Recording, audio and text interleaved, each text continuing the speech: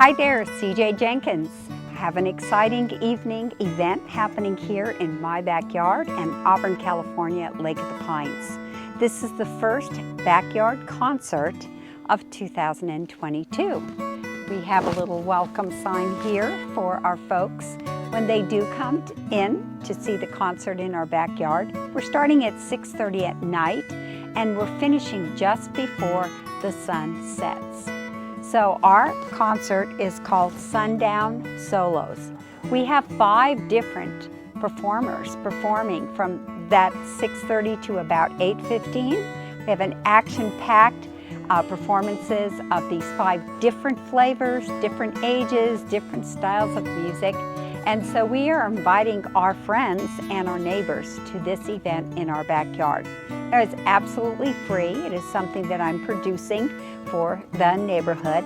And Bob will be playing, of course, because he does a blues, jazz kind of ukulele. And so Bob will be one of those performers this time. We've been doing sound checks. We've got all of our equipment set up on the lawn by the gazebo. And then right behind the gazebo is Shadow Cove. So it's a lovely setting. Now we've invited quite a lot of people. Some of them came last year, but we were spacing ourselves farther apart. So we're going to have a bigger gathering this time.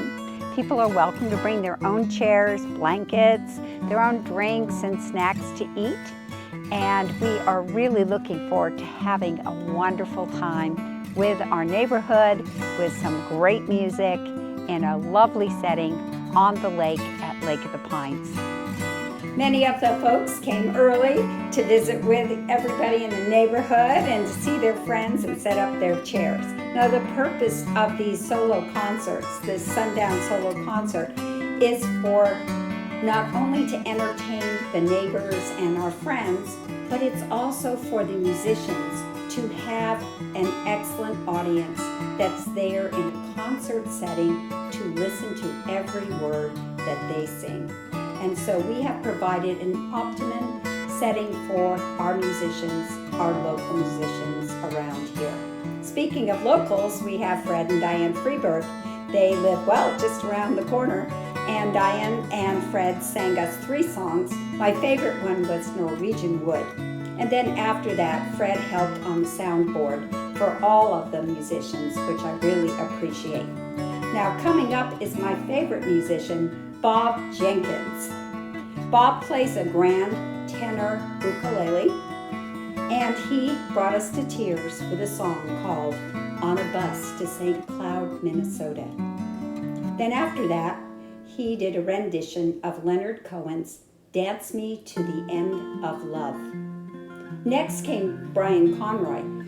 Brian is a friend from San Jose State for 46 years, and he had us cracking up over a song, a satirical comment song on becoming a vegetarian. The title was Cordon Chicken Blues. Lots of chuckles were had in the audience. The audience was an exceptionally focused audience. They were supportive, responsive. Now Bob and Brian did a duet and they sang Deep Ellum Blues together. So we had a mixture of guitar and the ukulele together, and the harmony was really quite lovely. You know, we have so many different musicians at Lake of the Pines. We have a talented community, and having a venue like this for them, well, it was just a joy.